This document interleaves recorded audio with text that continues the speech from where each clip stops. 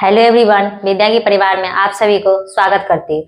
हमने पिछली क्लास में फर्स्ट चैप्टर का लास्ट टॉपिक शक्ति एवं ऊर्जा संसाधन उसमें कुछ क्वेश्चन किए थे, इसमें पढ़े थे, कोयला के उपयोग तक कर चुके हैं और क्वेश्चन बचा है, तो चलिए उसी को आगे देखते हैं।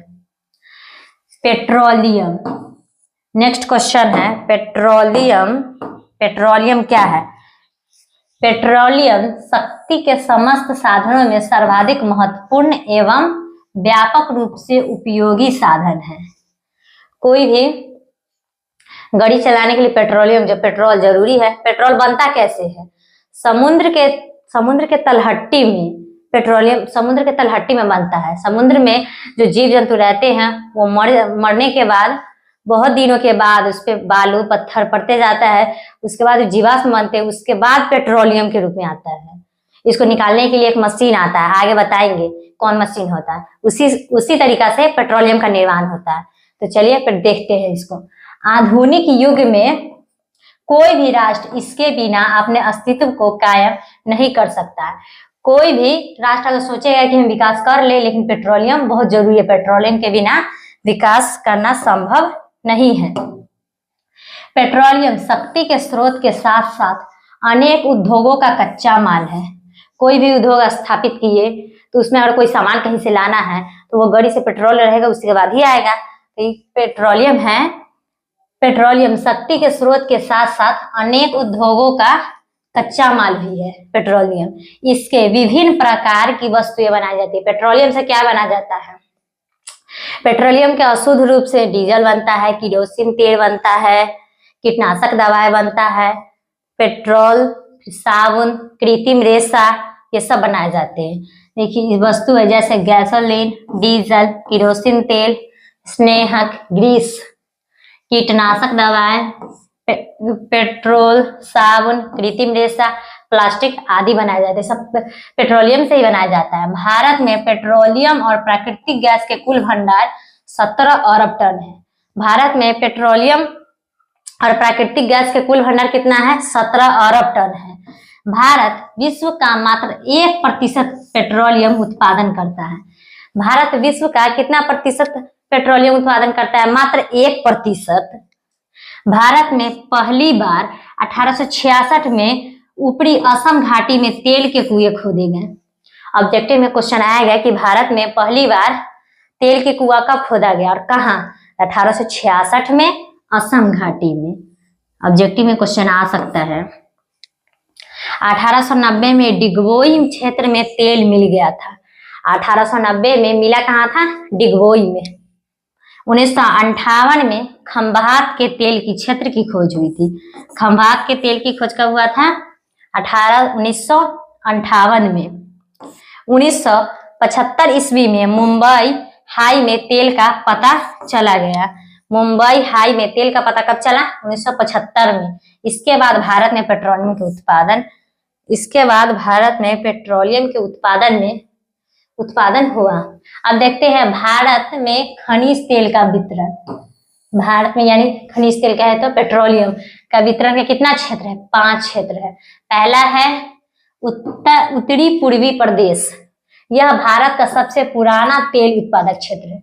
उत्तरी पूर्वी प्रदेश है भारत का सबसे पुराना तेल उत्पादक क्षेत्र है, जहां 1866 से ही तेल की खुदाई प्रारंभ हो गई थी। यहाँ पे कब तेल की खुदाई हो गया था? 1866 में।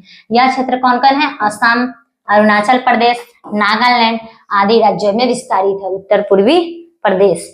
दूसरा है गुजरात क्षेत्र। यह क्षेत्र खंभात के बेसिन तथा गुजरात के मैदान में विस्तारित है। गुजरात क्षेत्र कहाँ है? यह क्षेत्र खंभात के बेसिन तथा गुजरात के मैदान में विस्तारित है। यहाँ 1958 से तेल की खुदाई की जा रही है। गुजरात क्षेत्र में कब से तेल की खुदाई चालू है? 1958 से। अब है मुंबई हाई क्षेत्र। तीसरा है मुंबई हाई क्षेत्र। यह क्षेत्र मुंबई तट से 176 किलोमीटर दूर अरब सागर में स्थित है। मुंबई हाई क्षेत्र कहाँ है? 176 की मुंबई तट से 176 किलोमीटर दूर अरब सागर में स्थित है। यहाँ 1975 में खनिज तेल का पता चला। मुंबई हाई क्षेत्र में खनिज तेल का पता कब लगा था? 1975 में। सागर सम्राट नामक एक जलयान के द्वारा, यही है सागर सम्राट, आगे बताएंगे, इसी के एक मशीन है, उसी के द्वारा पेट्रोलियम को अंदर से निकाला जाता है। समुद्र के भीतर तेल का कुआं खोदने का काम किया जाता है, वही सागर सम्राट के द्वारा। क्वेश्चन है, आगे बताएंगे, अच्छा से समझ में आ जाएगा। चौथा है पूर्वी तट प्रदेश। यह क्षेत्र कृष्णा, गोदावरी और कावेरी नदियों के बेसिन में फैला हुआ है। पूर्वी तट प्रदेश कहाँ तक फैला हुआ है? कृष्णा, गोदावरी, कावेरी नदियों के बेसिन में फैला हुआ है। यह 1981 में खनिज तेल का पता चला था। यहाँ खनिज तेल का पता कब चला था? 1981 में। इसमें ऑब्जेक्टिव पूछने का चांस ज्यादा रहेगा। पांचवा है बाड़मेर बेसिन। यह राजस्थान में स्थित है। यह कहाँ स्थित है? राजस्थान में स्थित है, जहां 2009 से तेल की खुदाई की जा रही है। वहां जहां 2009 से बाड़मेर बेसिन में कब से तेल की खुदाई चालू है? 2009 से। ऑब्जेक्टिव में क्वेश्चन आएगा, 2009 से तेल की खुदाई की जा रही है।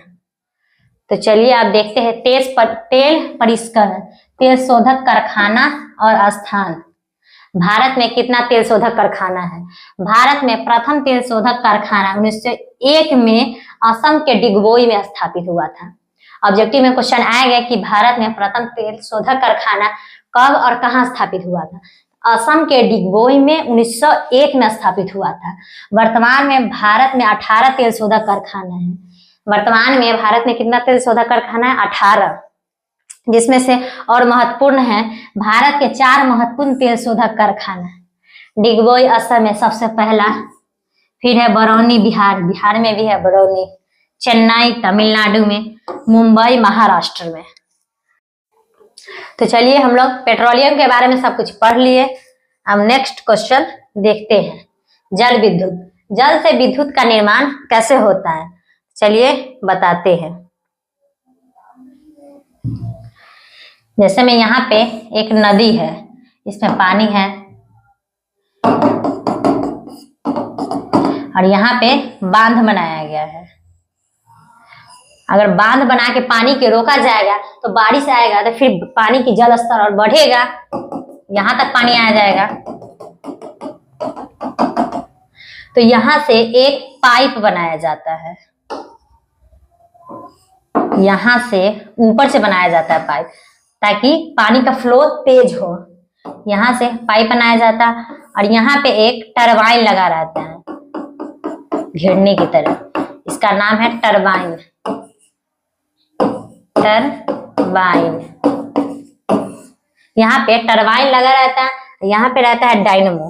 अगर इसको नचाइएगा तो स्पीड से नचेगा, स्पीड से नचने के बाद तब होता है जल विद्युत का निर्माण। यहाँ से लेकिन तेज फ्लो गति में होता है, इसलिए ऊपर से पाइप लगाया जाता है, इन्हें की नीचे से लगाया जाता है, तब जल विद्युत का निर्माण होता है। तो चलिए आप क्वेश्चन देखते हैं। जल विद्युत उत्पादन हेतु अनुकूल भौगोलिक एवं आर्थिक कारक को लिखे। ऐसा ही क्वेश्चन आएगा, इसको कैसे लिखेंगे? जल विद्युत का उत्पादन जल से किया जाता है, सही बात है। जल से विद्युत बनाएंगे तो जल का ही उपयोग होगा, जो एक प्रकार का नवीकरणीय संसाधन है। यानी कि जितना बारिश होगा उस हिसाब से जल विद्युत हमेशा बनते रहेगा। उसमें विद्युत उत्पादन करने के लिए एक बहुत बड़ा बांध का निर्माण कर जल को संग्रह करते हैं। यहाँ पे बोले कि एक बांध बनाया जाता है ताकि जल का स्तर रुका रहे, एक जगह जल रहे, संग्रह कर देता था। उस पानी को ऊंचे स्थान से गिराकर विद्युत का निर्माण किया जाता है। ऊंचे स्थान से गिराएंगे तब जल का फ्लो तेजी से आएगा, अगर नीचे से गिराएंगे तो जल का फ्लो तेजी से नहीं आएगा, इसलिए ऊंचे स्थान से गिराकर विद्युत का निर्माण किया जाता है। भारत में प्रथम जल विद्युत संयंत्र 1897 ईस्वी में दार्जिलिंग में किया गया था।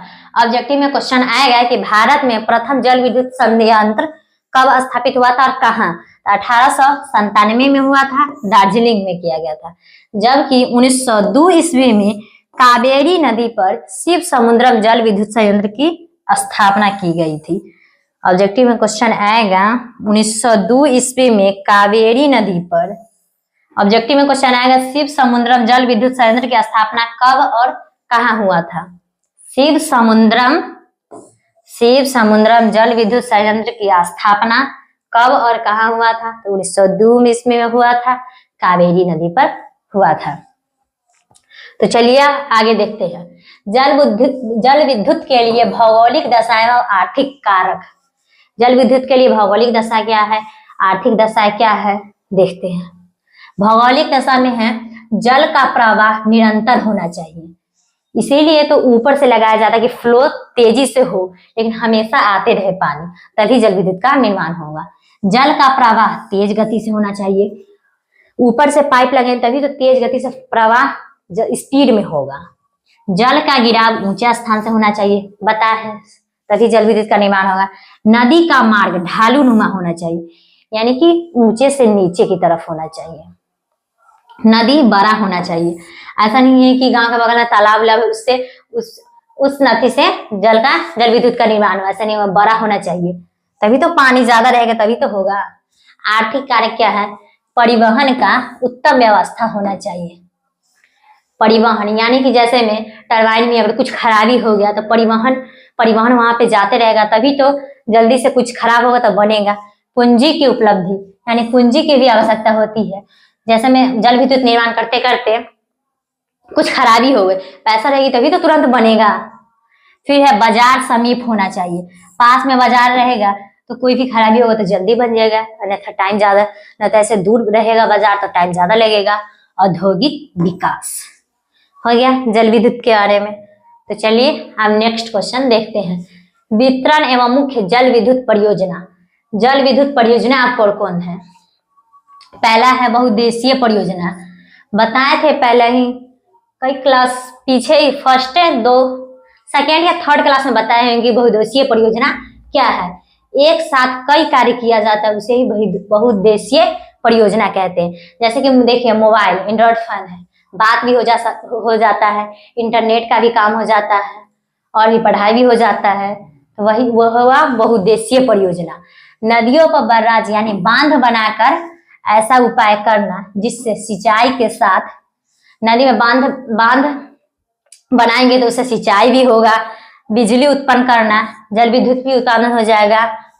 बाढ़ को रोकथाम करना, बाढ़ आएगा तो नदी में बांध बनाकर बाढ़ को रोका भी जा सकता है। मिट्टी का कटाव रोकना, मछली पालन भी होगा।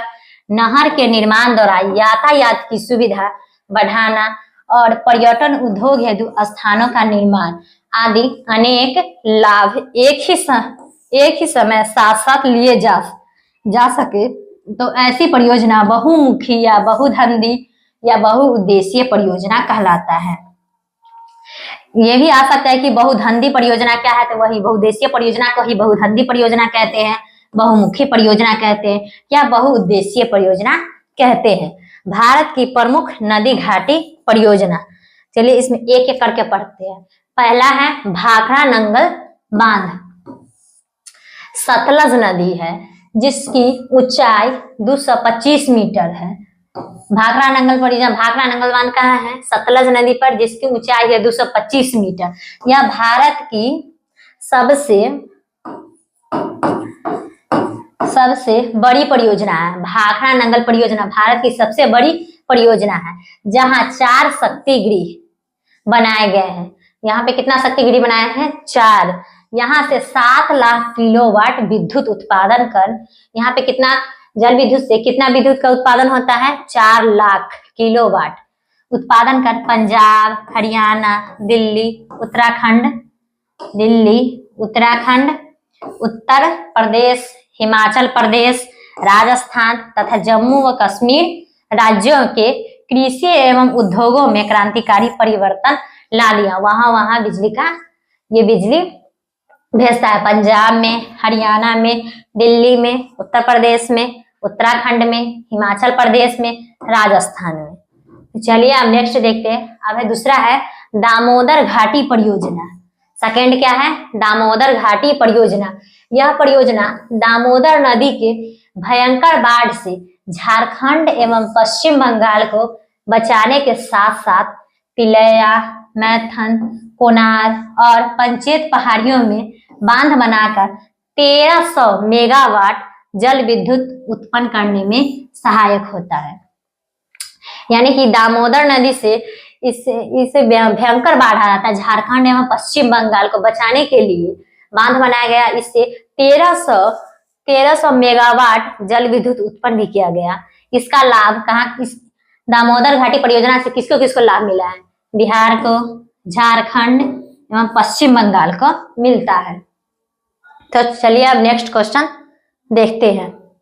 अब तीसरा है कोसी परियोजना, उत्तर बिहार का अभिशाप।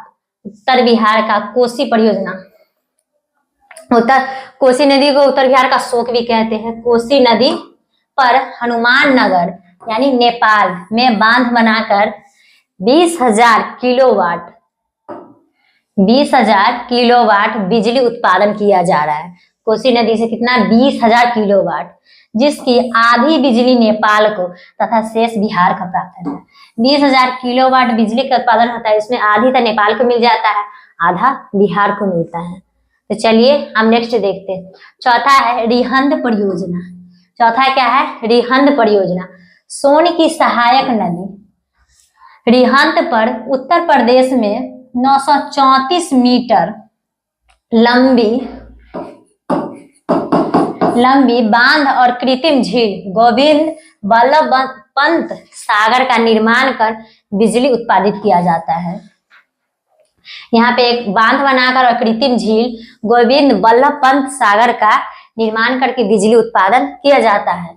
इस योजना के अंतर्गत 30 लाख किलोवाट विद्युत उत्पादन करने की क्षमता है। रिहंद परियोजना कितना किलोवाट बिजली का उत्पादन करता है? 30 लाख। पांचवा है हीराकुंड परियोजना। महानदी पर उड़ीसा में विश्व का सबसे लंबा बांध है। महानदी पर उड़ीसा में विश्व का सबसे लंबा बांध कौन है?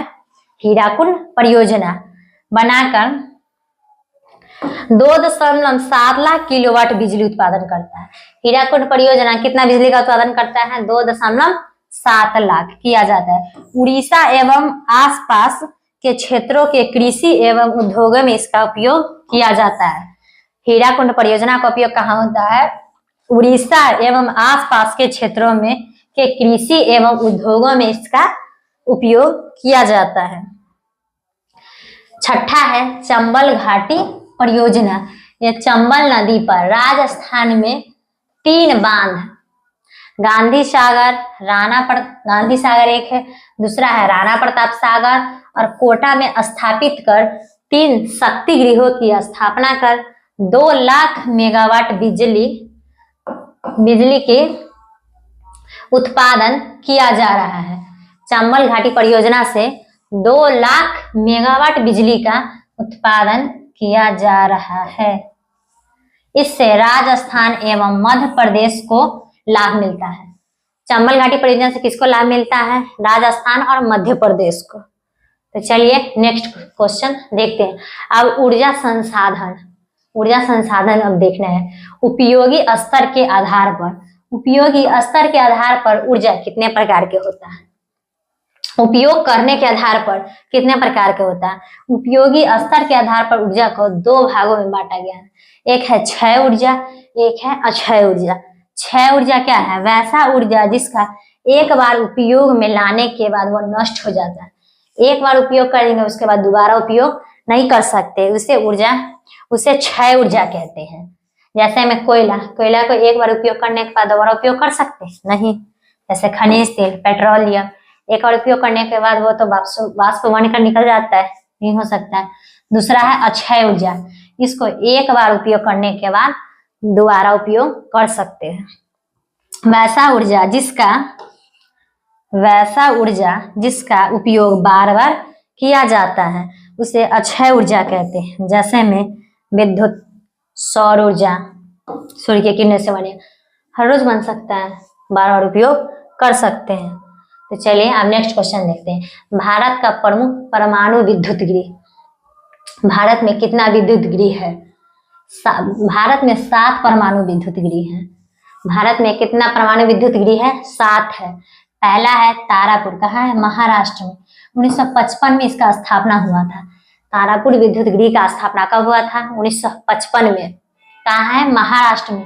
भारत का पहला और एशिया का सबसे बड़ा परमाणु विद्युत गृह तारापुर, ये भारत का पहला है और एशिया का सबसे बड़ा परमाणु विद्युत गृह कौन है? तारापुर। इसकी स्थापना कब हुआ था?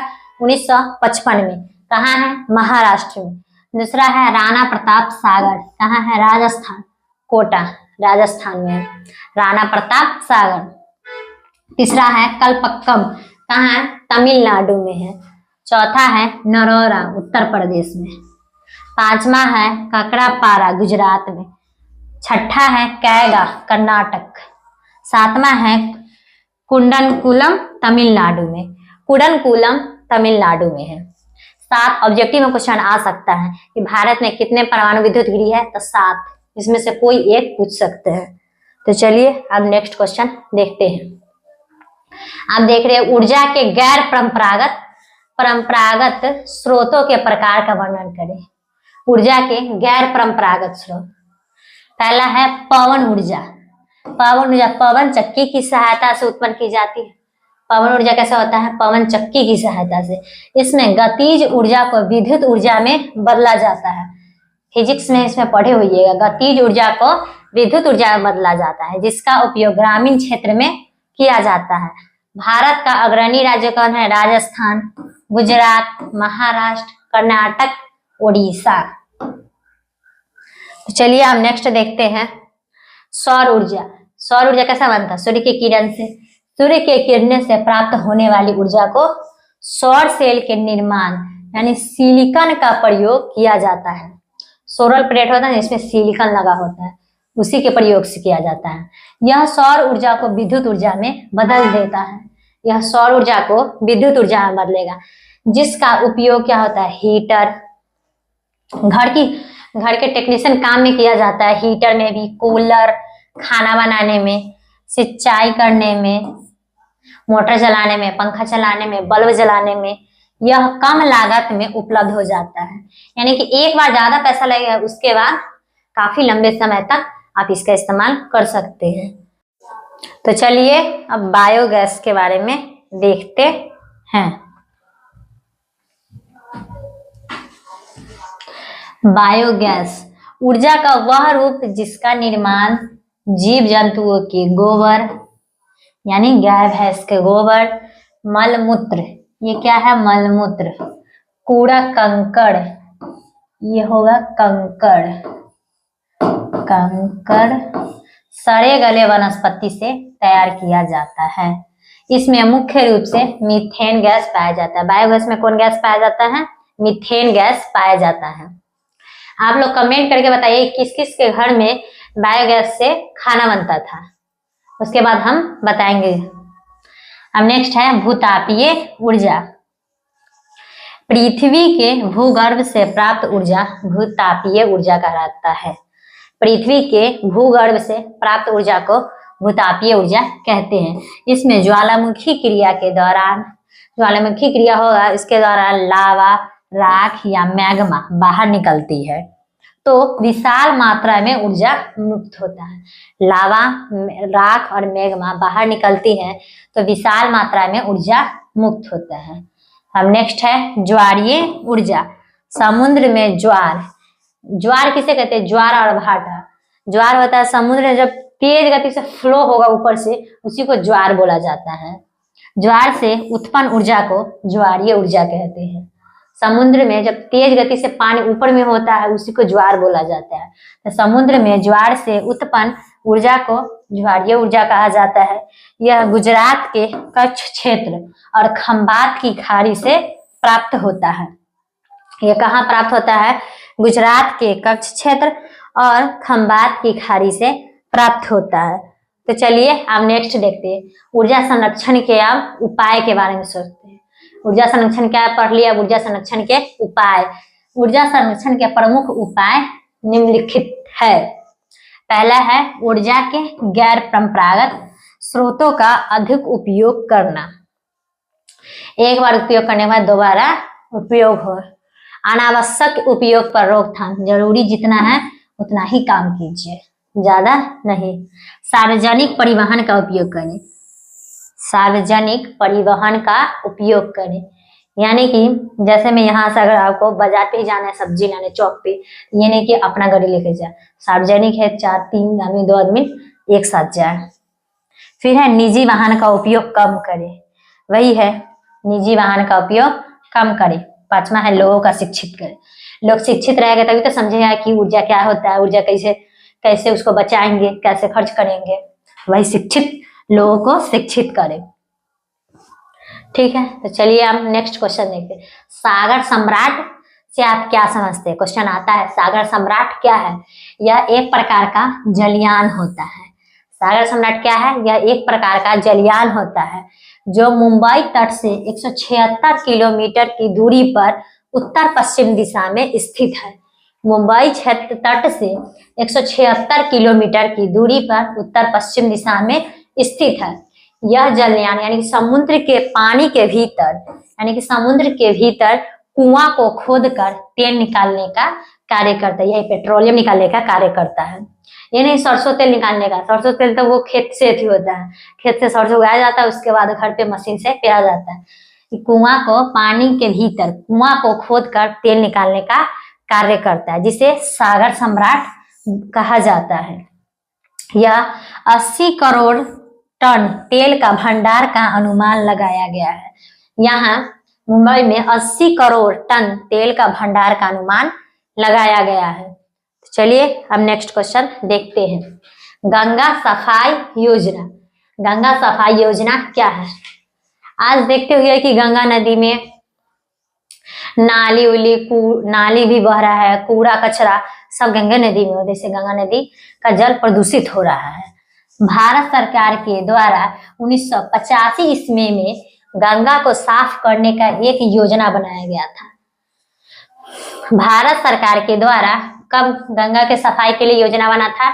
1985 में। ऑब्जेक्टिव में क्वेश्चन आएगा कि भारत सरकार द्वारा गंगा की सफाई के लिए योजना कब बना था? तो 1985 में बनाया गया था, जिसे गंगा सफाई योजना के नाम से जाना जाता है। इसे गंगा सफाई योजना के नाम से जाना जाता है।